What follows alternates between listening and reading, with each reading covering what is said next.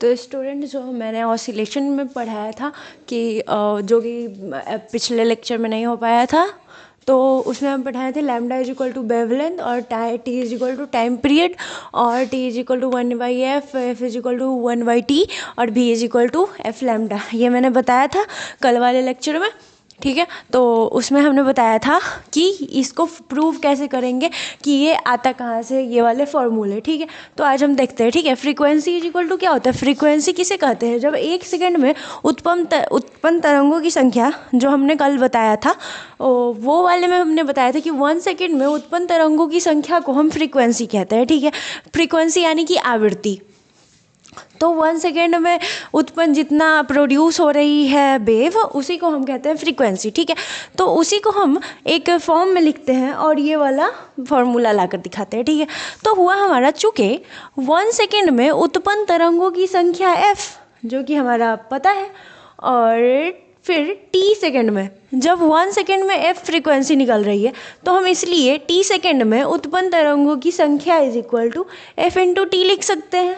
Frequency into T, time, ठीक है। 1 second में तरंगों की संख्या f, तो इसीलिए t सेकेंड में उत्पन्न तरंगों की संख्या f इंटू टी, ठीक है।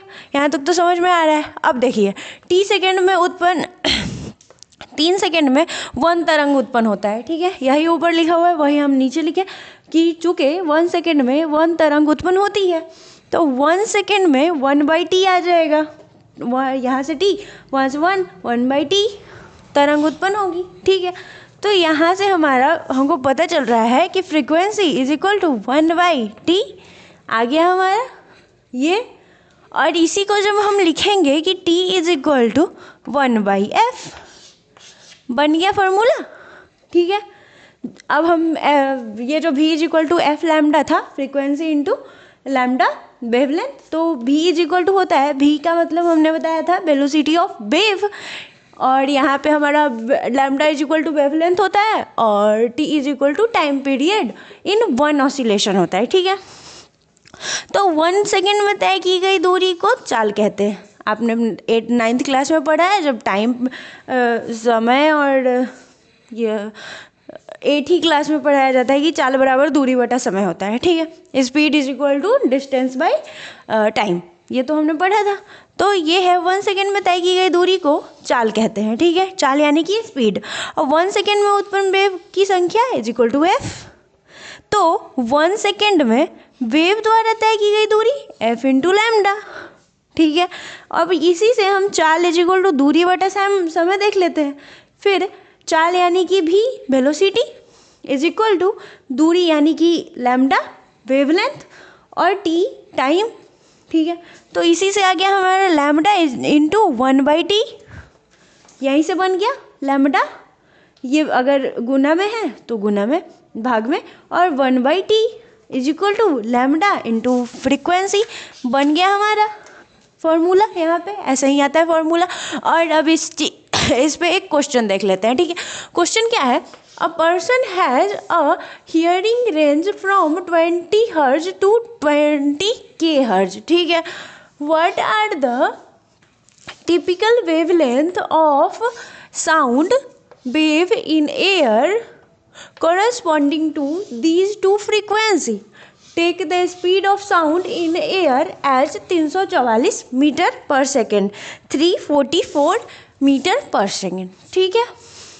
तो हम सॉल्यूशन देख लेते हैं, ठीक है। अब सॉल्यूशन क्या है? सॉल्यूशन आया कि 1 सेकेंड में 20 वेव प्रोड्यूस हो रही है, जो कि हमारा ऊपर लिखा हुआ है, ठीक है। 20 के हर्ज का मतलब होता है 20,000 हर्ज, ठीक है।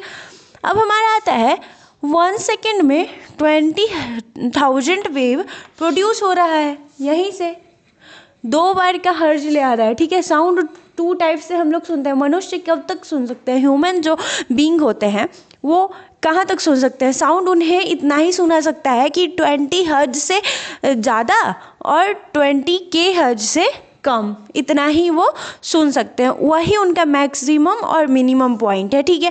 और जब हमें बताया जाए ह्यूमन बीइंग को कि आप 20 हर्ज से नीचे का सुनकर दिखाइए, तो हम लोग नहीं सुन सकते हैं। अगर 20K हर्ज 20,000 20,000 से ऊपर भी कोई आदमी हमको बोल के दिखा रहा है तो हम नहीं सुन सकते हैं, ठीक है। तो यहाँ हमारा हो गया 1 सेकेंड में 20,000 वेव प्रोड्यूस हो रही है। ये एक बार 20 पे बनाना है, फिर दूसरी बार 20K पे बनाना है, ठीक है। तो फ्रीक्वेंसी हमारा 20 हर्ज टू 20K हर्ज है। वेलोसिटी हमारा 344 मीटर पर सेकेंड है। तो इसका मीटर पर सेकेंड है तो हमको बदलने की भी ज़रूरत नहीं है, इसमें लाने की भी ज़रूरत नहीं है कि हाँ यहाँ पे आवर क्या होता, यहाँ पे किलोमीटर पर आवर होता तो उसको बदल के फिर सेकेंड और मीटर में लाना पड़ता, पर ऐसा है नहीं तो हमें बदलना ही नहीं पड़ेगा। फिर हम देख लेते हैं when frequency is equal to 20 hertz then lambda is equal to V by F. यहाँ पे देख लीजिए formula, V is equal to F lambda, तो lambda is equal to V by F. तो हमारा 344/20, तो इसको सॉल्व करेंगे तो 17.2 मीटर आ जाएगा। और then frequency is equal to 20K hertz, तो then lambda is equal to V by F, तो 344/20,000, तो इसको सॉल्व करेंगे तो 0.0172 मीटर। यही हमारा क्वेश्चन है और उसका सॉल्यूशन वो हो गया। 2 को सॉल्यूशन आता है, 2 टाइप्स मिले। तो 20 हर्ज अगर वेव के प्रोड्यूस के बारे में देखेंगे तो वो करता है 17.2 मीटर, और जब 20,000 वाले को देखेंगे तो 0.0172 मीटर हो जाएगा, ठीक है। ऑसिलेशन पूरा हो गया क्लास, ठीक है। आज के लिए थैंक यू।